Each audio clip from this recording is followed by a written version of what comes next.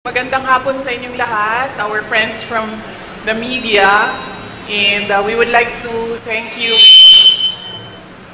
We would like to thank you for your time this afternoon, and nagpapasalamat kami sa pagbigay ninyo ng opportunity sa amin at space sa amin para makapagsalita at makapagsagot ng mga issue at mga tanong.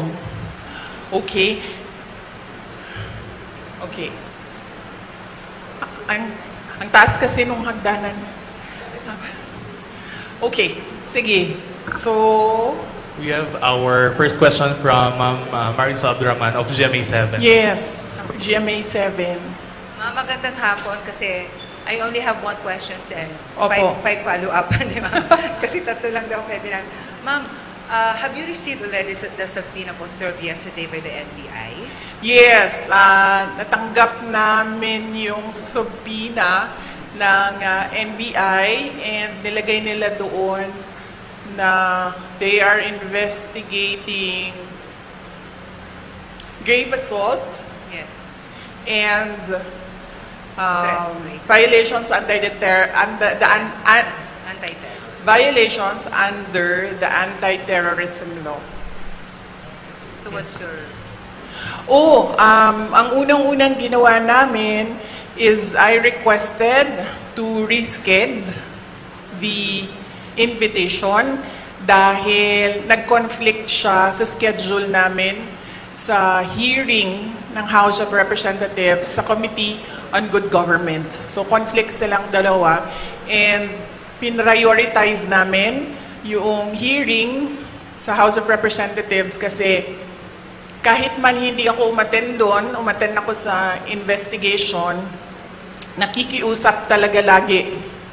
And yun din talaga ang promise ko sa kanila simula pa nung mag-umpisa lahat ng mga investigasyon, nasasamahan ko yung mga employees ng Office of the Vice President na pinapatawag sa mga hearings. But what's your reaction, ma'am, to these cases filed against you po? Lalo yung sinabing possible pati yung anti-terror at saka idagdag po na rin yung pinal po ng PNP just today po against you, against your group commander and some more John Does and Jane Does po dahil sa nangyari po ng transfer from BMMC to St. Luke's po, ma'am. Yes, oo. Well, on face value, hindi ko naman nakita kung ano yung mga allegations niya, no? Meron lang mga pinagpapasapasahan na cover noong complaints. On face value, it will not hold water. And then, ang pangalawa is yung grave assault.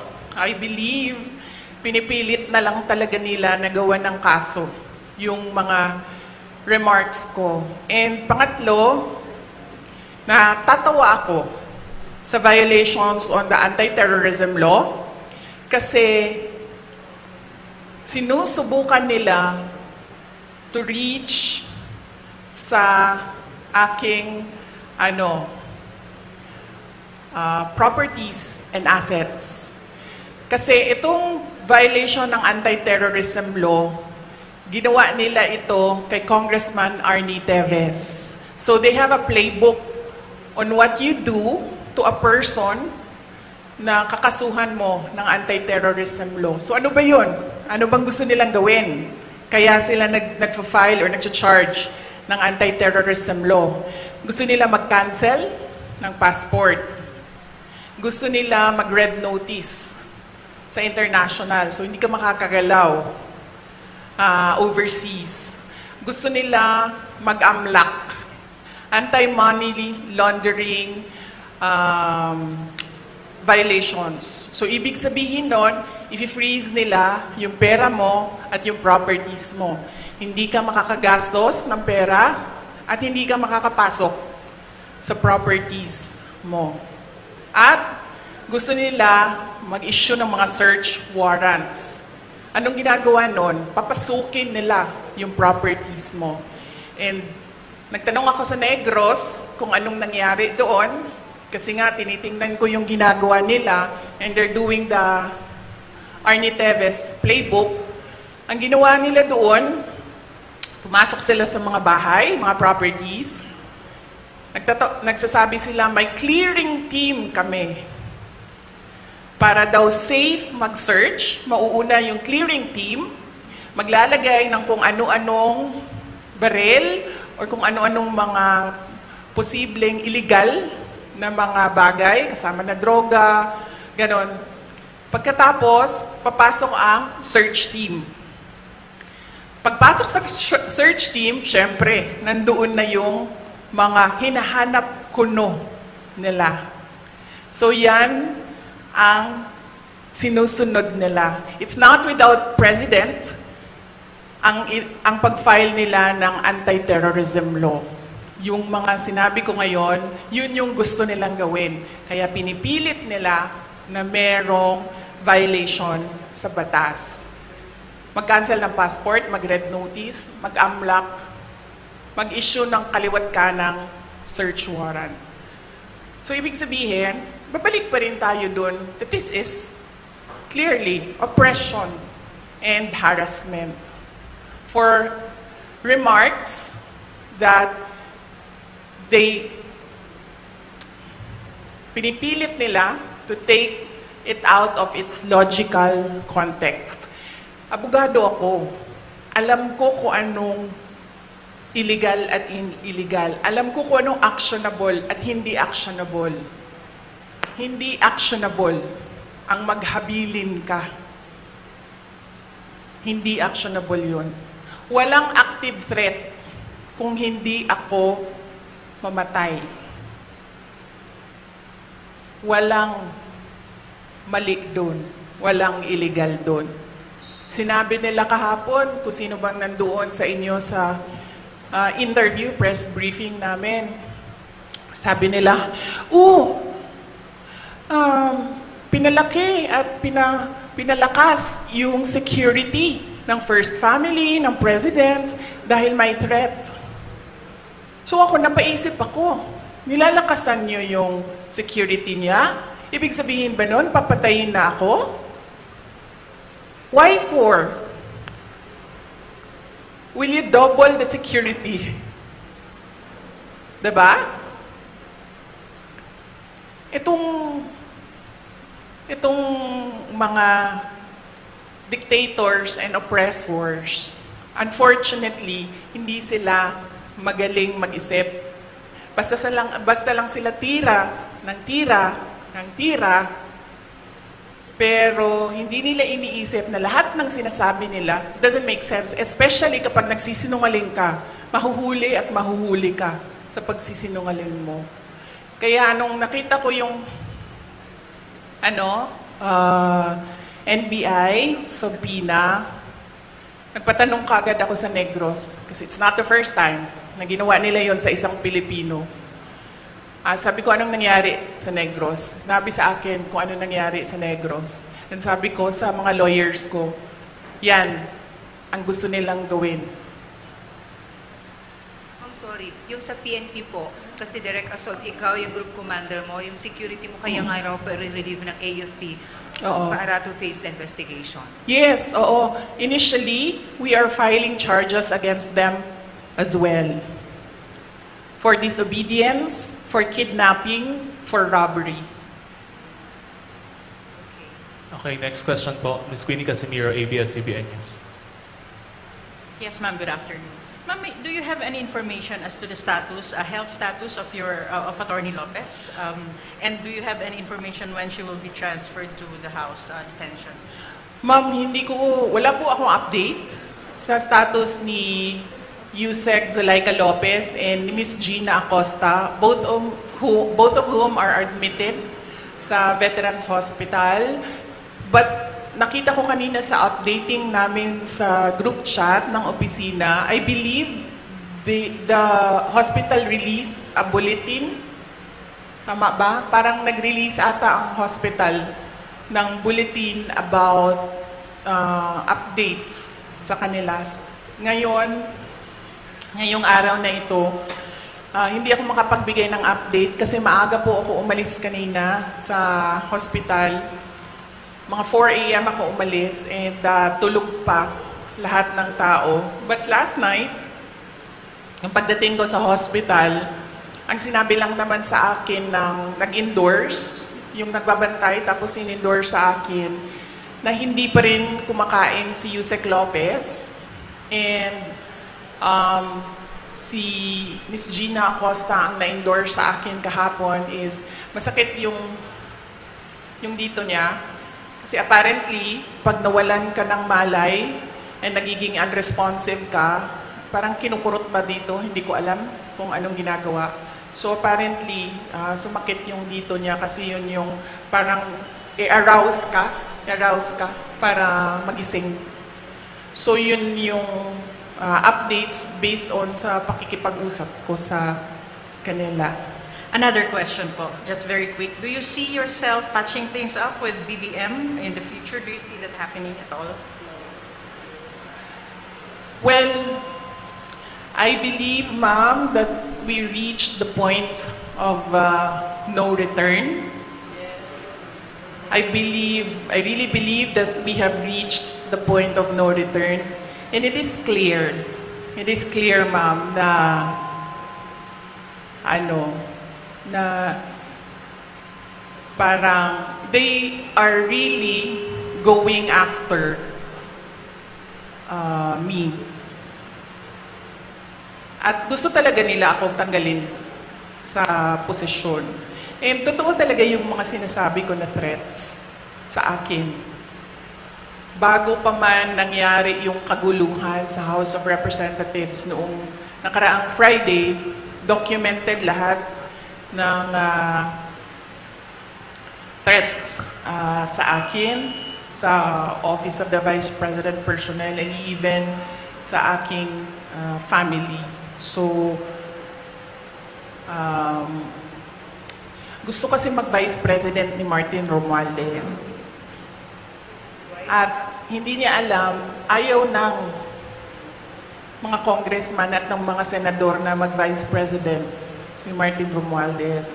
At hindi niya alam na ayaw ng taong bayan mag-President si Martin Romualdez. Unfortunately, hindi maintindihan yon ni Martin Romualdez. Yun yung problema. Okay, next from Mirasol Montes sa RMN News Manila. Good afternoon, ma'am. Any reaction lang po, ma'am, sana sa mga pambabatikos or mga pahayag ni House Majority Leader at Zamboanga City District 2 Representative Manix Dalibe po ang laban sa inyo tungkol nga dito sa mga nangyayari ngayon? Well, hindi ko siya kilala, ma'am. So, huwag na tayo yung mag-comment sa sino ba yung, anong pangalan nun, ma'am? Manix Dalipe po, Congressman Manix Dalipe po. I don't know him. I'm sorry. It's difficult for me to give a comment about something na hindi ko alam kung ano sinabi niya, sir, at hindi ko po siya kilala. Next, Sir Marco Polo of Brigada News Zamboanga. Good afternoon, Ma'am Sara. Maliban po doon sa lumalabas na plano ng higher house or House of Representatives para ma-impeach ka, ma'am, ano po masasabi niyo doon? Well, they can always try na mag-impeachment. They can always, gumastos at magwaldas ng pera ng gobyerno para i-impeach ang Vice President. Kung yan ba naman ang gusto nila, magwaldas naman ng waldas ng pera at pagtakpan ang kakulangan at pagsisinungaling ng administrasyon. Para lang hindi mapansin ng mga tao na maraming mga pangako ang napako ay babanatan at babanatan nila ako. And then they can try. And then let's see. Diba? If I get impeached, then that is my end. Tapos.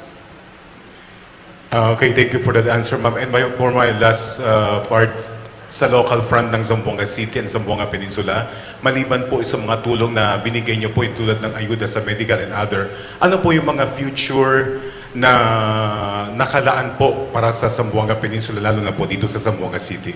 Apo, yes sir, thank you for the question. Nag-aantay kami ng final budget ng Office of the Vice President sa ilalim ng General Appropriations Act. Pero we are really not hopeful anymore kasi nakikita nyo naman kung gaano ka-intense yung gusto nilang pilayan ang Office of the Vice President. So, we're not hopeful.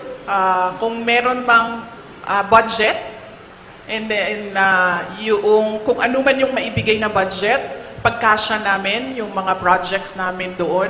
Ang mangyayari nito, kunwari man, as an example, noon meron kaming 40,000 beneficiaries a year. Siguro, we'll reduce it to 10,000 beneficiaries a year. Ganun yung mangyayari. Ida-downsize yung mga projects. That is if kung merong pera para sa projects. Kung wala naman pong pera para sa mga projects, ang maiwan lang ay pambayad ng sweldo ng mga tao, ng mga employees ng Office of the Representatives, then dapat kayo magreklamo, taong bayan. Kasi nagsusweldo kayo ng mga tao tulad ko. May I just remind you, I have the second highest salary in the government, and yet wala akong gagawin kasi wala kaming projects. Magreklamo kayo. Bakit namin siya babayaran ng sweldo? Wala naman siyang project. Walang gagawin niyang babaeng yan. Hindi magtatrabaho yan kasi walang project. Diba? So yes, dapat kayong magreklamo niyan. Magbabayad kayo sa amin. Pero hindi kami magkakapagtrabaho dahil walang proyekto, walang budget. Last two questions. One from Mr. Theodore Arquiza. Yes, good afternoon mo. Good afternoon po, Vice President. I am Theodore Arquiza from IFN News Zamboanga. Amidst all this, sa lahat ng mga nangyayari, sabi niyong harassment, yung ino-oppress kayo, and yet, nandito ka sa Zamboanga City, binisita mo yung basilan. Oo. Saan po kayo humuhugot ng lakas as of the moment, Vice? Bakit patuloy po kayong lumalaban? Yes. Before ako pumunta dito, as you know, your former mayor in Zamboanga City, Ma'am Beng Climaco is my friend, no? Exactly the same question ang tinanong niya sa akin kanina. Ako naman kasi, politiko ako. Yun din sinabi ko kay Ma'am Beng eh. Sabi ko, ikaw politiko ka rin eh. Ang dami mo ding pinagdaanan. Ibig sabihin, sanay kami sa ganyan ang mga politiko. So, ibig sabihin, hindi ka na nasa stress sa ganyan. Ang problema sa akin is kapag nagkulang ang tulog at gutom, yun lang talaga yung nakaka-apekto sa akin. Kaya kailangan sa akin, kapag 3 araw na yung sunod-sunod na walang tulog, bigyan mo talaga ako ng 1 araw na mabawi ko yung 3 araw na tulog para nare-refresh yung pag-iisip. So, kung hindi mo ako pakainin say for 12 hours, dapat mo akong pakainin on the 13th hour. Otherwise, mainit na yung ulo. So, simple lang, sir. Kailangan lang ng tamang tulog at tamang kain. Yung all the rest, wala na yan. Kapartihan ng buhay ng isang politiko. Last one, ma'am. Reaction on the disbarment case na final against you? Yes, meron akong 3 disbarment cases. If you can remember, 2011, sa Sheriff, hindi pa tapos yun hanggang ngayon. May disbarment case ako doon. Tapos meron akong nabasa ko lang ito sa mga, sa mga group chat. So, hindi ko lang alam kung tama. Correct me. Tapos, isang disbarment case sa pagtatapon ng bangkay. Tapos, isang disbarment case sa revenge from the grave. No? So, yun. 3 yung... And may recent ata, ma'am. But let me clarify ha, kasi yung 2, I've not read or I've not received the complaint. So, hindi ko masabi kung ano talagang nakalagay doon. Binabase ko lang siya sa news reports na lumalabas. Yung isa, binase ko sa announcement ng Supreme Court, and then yung isa, binase ko sa announcement ni Larry Gadon. Salamat. Thank you po. Thank you, sir. One last follow-up from GMA7. Sorry. Grabe naman to si Mike. Oh, minsan lang ako dito sa Zamboanga City.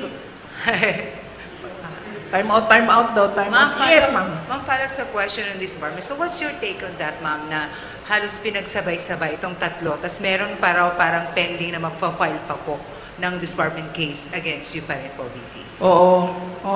Well, kasama din yun, ma'am. Kasama din yung lahat na sa Bisaya pa, tira bahala. Tira bahala.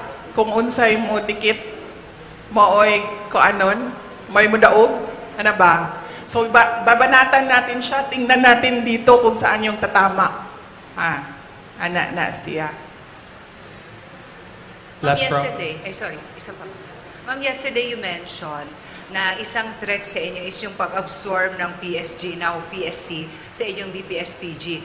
But now that they are totally, taking over and replacing all your security sa PSPG ng PNP, how do you feel about it, VP? I'd like to hold comment dyan, ma'am. Kasi napapansin ko, base lang din naman sa balita, nagbabago-bago yung sinasabi nila. Hindi ko lang alam kung nasusundan ninyo. Nagbabago-bago yung sinasabi. Sabi, wala na daw ang AFP, pulis na lang. Ngayon, meron na naman daw ang AFP, pero papalitan nila at mga pulis na sabay. So, hindi sila nagpaplano ng maayos. Kaya nagbabago-bago yung sinasabi nila. Advice ko dito sa mga tao na ito, mupo muna kayo, magplano muna kayo bago kayo bumanat para hindi kayo nahuhuli na nagsisinungaling. Second to the last, Sara Tulabi of FEBC. Pag gumaganyan ba ako na aapektuhan yung sound? Okay.